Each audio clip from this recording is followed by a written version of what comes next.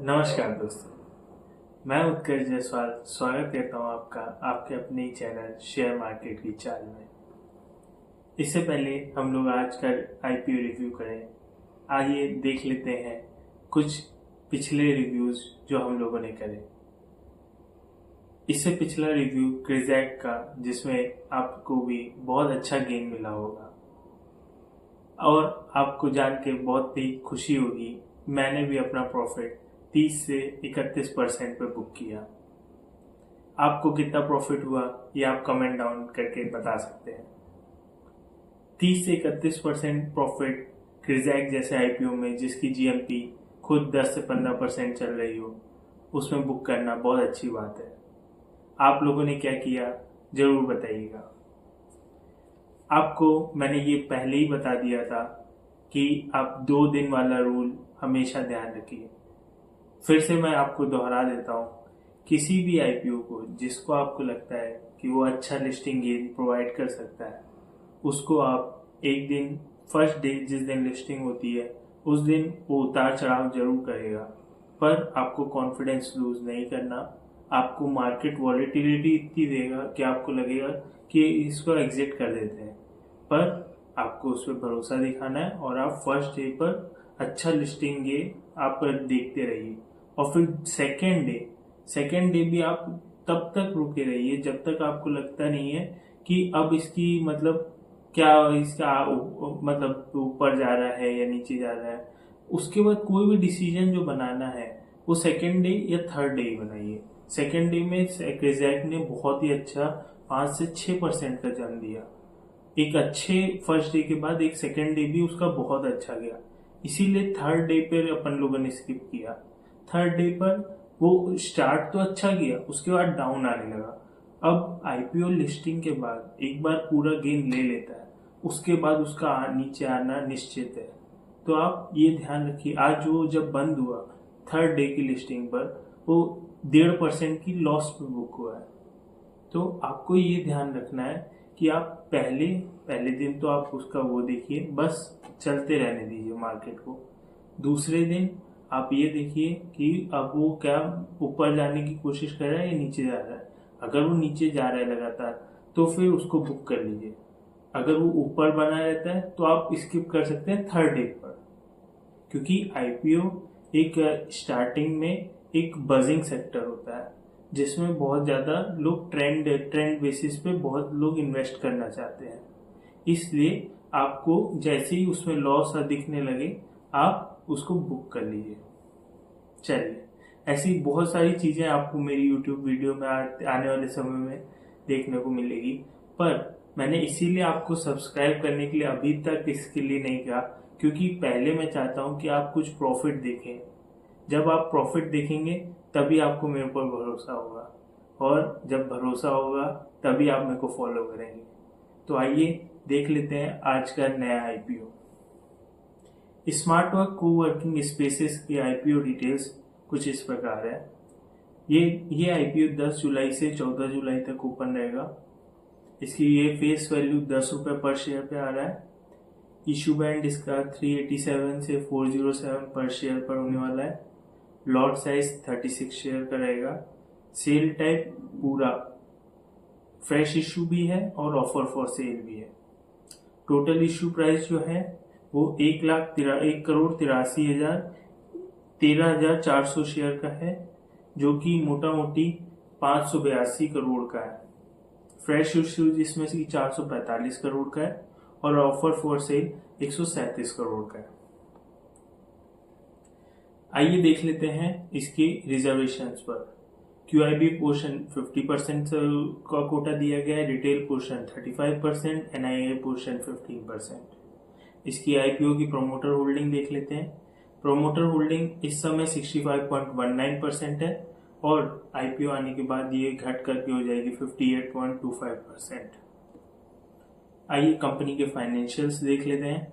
Company के financials asset में आपको दिखेगा 4,473 करोड़ से 4,147 करोड़, फिर 4,650 करोड़, मतलब इम्बैलेंस है।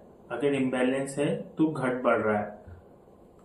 रेवेन्यू में देख लेते हैं 744 करोड़ से 1113 करोड़, 1113 करोड़ से 1409 करोड़, मतलब डबल जैसी ग्रोथ है। प्रॉफिट आफ्टर टैक्स देख लेते हैं तो -101 करोड़ से लेकर के -49 करोड़ और -63 करोड़, ये भी इम्बैलेंस है और कंपनी जो है वो लॉस मेकिंग कंपनी है। एबिटा देख लेते हैं, एबिटा 424 से 659, फिर 857 करोड़, तो एबिटा भी इसका बढ़ रहा है। नेटवर्थ देख लेते हैं, नेटवर्थ में भी अच्छा जंप देखने को मिल रहा है, रिजर्व में भी अच्छा जंप है।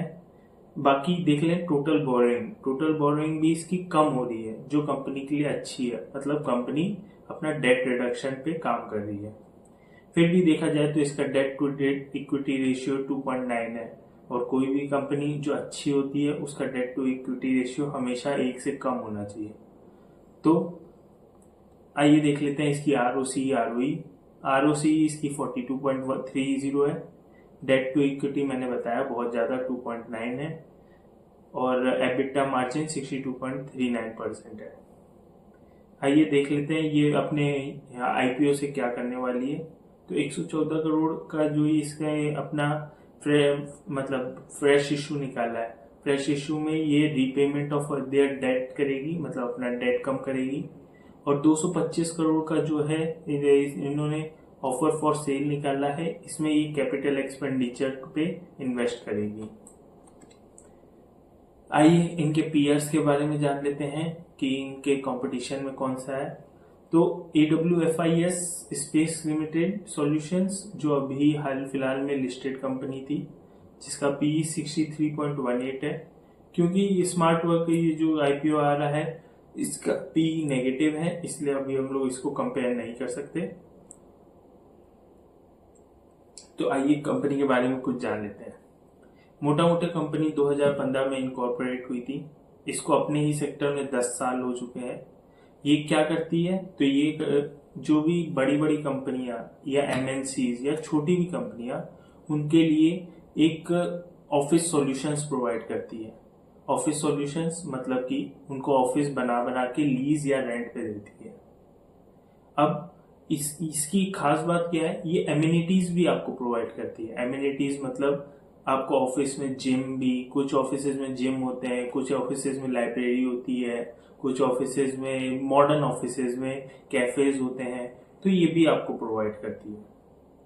और इसके जो ऑफिसेज हैं वो 13 सिटीज में है, 45 सेंटर इसके इंडिया में है और 2 मलेशिया में भी है, मतलब 2 सिंगापुर में भी है, मतलब इसका बाहर भी बिजनेस है। 728 क्लाइंट्स हैं इसके 2025 तक। इसकी जो इंडिया में टॉप 5 जो भी लीज पे सेंटर अभी तक हैं, उसमें से 4 इनके ही है, तो बहुत अच्छी बात है। इनके क्लाइंट्स बहुत अच्छे हैं, जैसे कि गूगल, M&M, ग्रो, बड़ी बड़ी कंपनियां इनके क्लाइंट्स रह चुके हैं। अब देख लेते हैं कंक्लूजन क्या रहेगा। तो इसके कुछ पॉजिटिव्स और नेगेटिव्स देख लेते हैं, जिससे हमें पता चलेगा इसका कंक्लूजन क्या है कंपनी का। तो इसको अपनी सेक्टर में ज़्यादा टाइम हो गया, 10 साल हो गए हैं, और इसका मतलब जो भी सेक्टर है उसमें ज़्यादा कंपटीशन नहीं है, तो ये बहुत अच्छा पॉइंट है। इसके एबिटा में अच्छी ग्रोथ है, तो वो बहुत अच्छा माना जाएगा। इसके डिसएडवांटेज देख लेते हैं। तो डिसएडवांटेज यही रहेगा कि ये एक लॉस मेकिंग कंपनी है, तो ये कोई भी बिजनेस है उसको लॉस मेकिंग होती है तो वो बिजनेस अच्छा नहीं होता।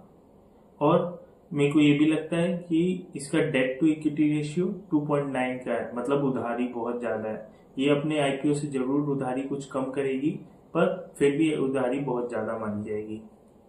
अब आखिरी पॉइंट पे आ जाते हैं, मेरा व्यू।